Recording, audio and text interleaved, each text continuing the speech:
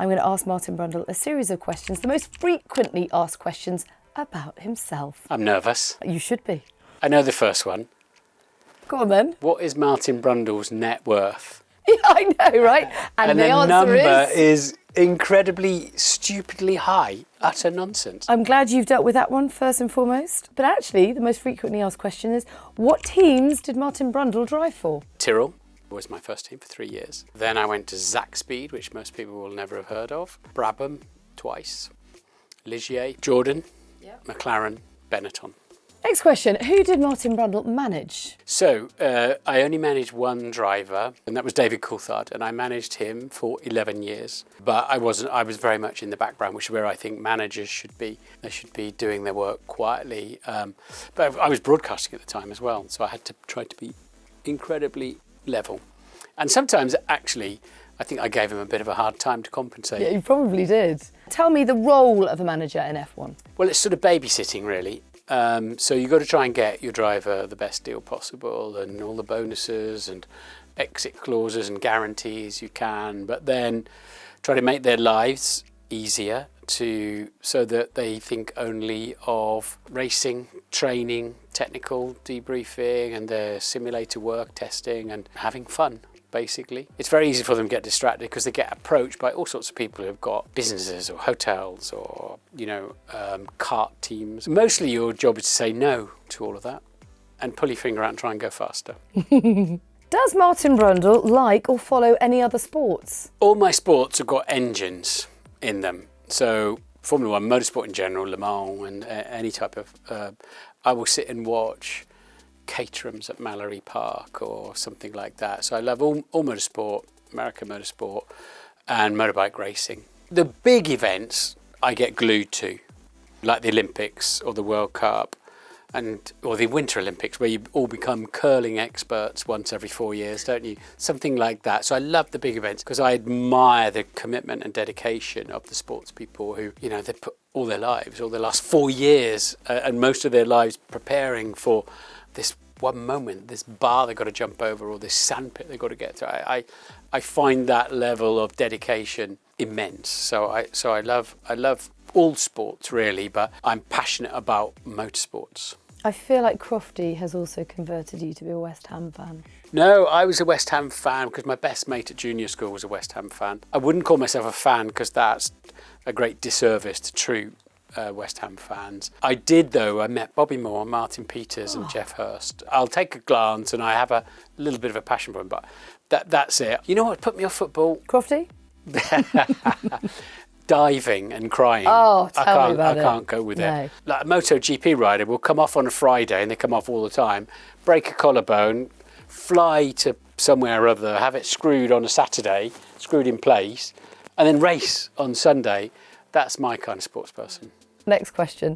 Is Martin Brundle an actor? Don't have an acting bone in my body. What you see is what you get. Yeah, that is it. No, I can't do it. And in fact, you'll notice on Sky F1, whenever there's a bit of jollity to be had and a little bit of fun, bit of a cameo in something, they never use me because I'm too serious.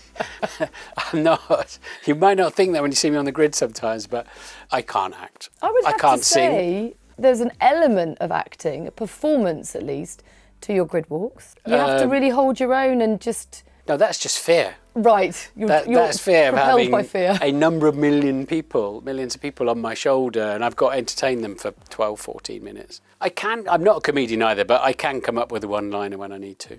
Can Martin Brundle fly helicopters? Yes. Damn right he can. Yeah. I was flying the helicopter when, incredibly, Simon Lazenby and Danica Patrick jumped out of it to do the opener. I was in control. We were doing like high hover at 10,000 feet, which helicopters really struggle with high hover, which I won't bore you with now. And then they jump out, don't they, in tandem parachutes for the opener for the Las Vegas race. But I don't fly helicopters at the moment, but I have done since the mid-90s. I love flying. Flying is a freedom that's incomparable with anything else. Is that why they jumped out? Because you were flying it? If they had any sense, yeah. Is Martin Brundle a knight of the realm? Am I a knight of the realm? Give us time. I'm an OBE. You're an OBE. That's not a... No, yeah, but you need the sir. sword. You need...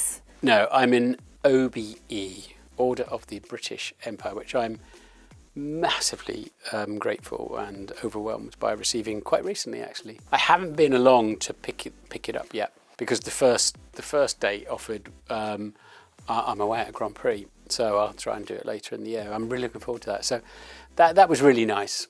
Some very nice people put a lot of time into trying to make that happen, including you. Much deserved. Was Martin Brundle in The Fly? Well, kind of, wasn't I? Because the guy who turns into Fly is called Brundle, and the guy who wrote it was a Formula One fan. So yes, I kind of was. So you kind of are an actor. I am.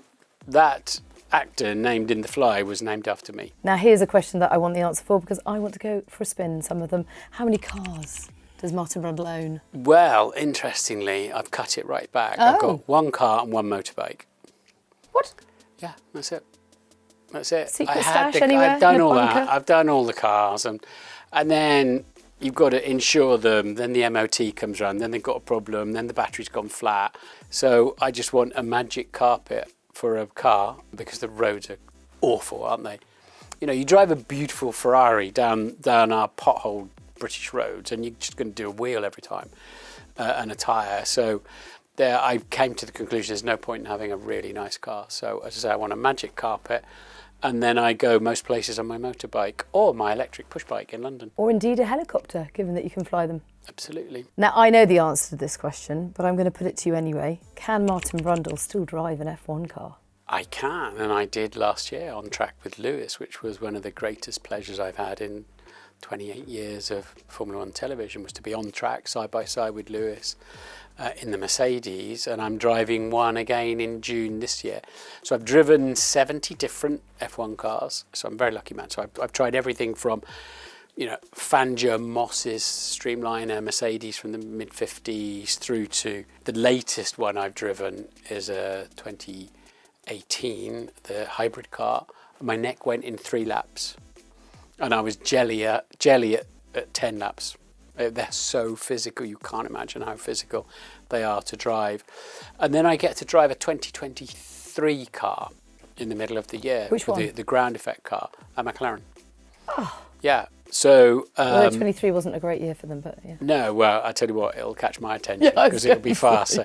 I've driven every decade I've driven the cars from and just felt the development, and the cars back then when you had no seat belts, no rollover bars, and your 50s and 60s, your best chance of survival was to get thrown out of the car. And when you're trundling along doing 180 miles an hour in a Fangio car, you sort of think, they used to drive between the trees, and they didn't really have crash barriers and no medical facilities, no helicopter. They were the gladiators. Incredible. Which car gave you the biggest goosebumps? I would say the 2008 McLaren I drove of Lewis's, that just, you spend all your life as a racing driver trying to make a perfect racing car. You never get there, of course. And then you jump in one a few decades later, 2 decades later, and it just sticks to the road and does. It just becomes an extension of your mind, and it's just a dream, and that car was. It was a great car. He won the championship in it, of course. How tall is Martin Brundle? Not as tall as I used to be. I just got a letter through to tell me my pension starts. It does on my birthday. Yeah, that's kind of bittersweet. That is. I mean, like, throw it in the fire immediately. I've paid a few quid in over the years.